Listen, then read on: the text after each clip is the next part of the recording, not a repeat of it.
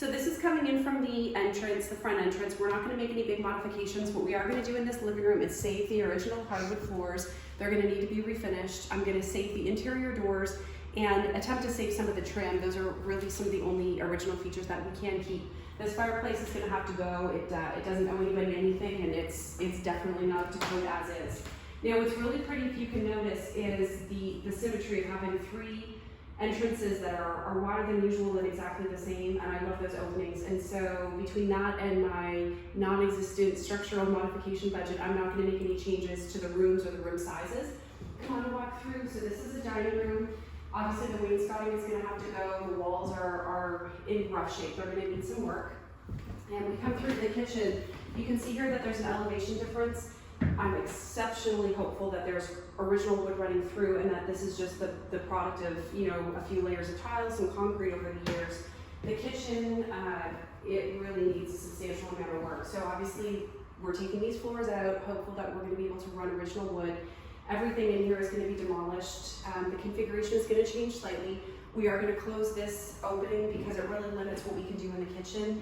And previously they didn't have a hood vent, so there was no way of sending that material outside, so we have to make some modifications on that. Through here, I don't know what they use this room for, but we are going to change it to be a mudroom slash laundry room.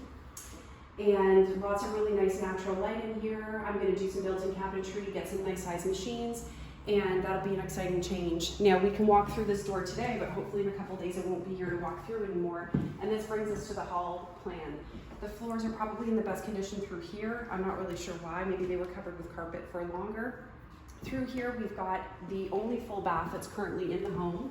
And this is going to change fairly drastically. This is going to become the master bath because the master does not have a full bath at this point.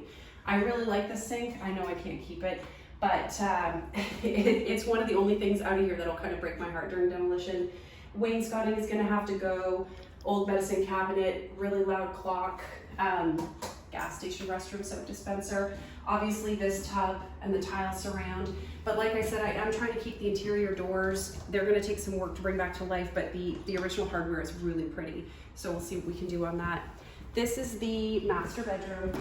Now, if we are able to build, and I'm hopeful that we will be able to, I have to shrink the house slightly because there's a 5-foot bump out, and so this room would actually come in about 5 feet, but it still would be a really good size.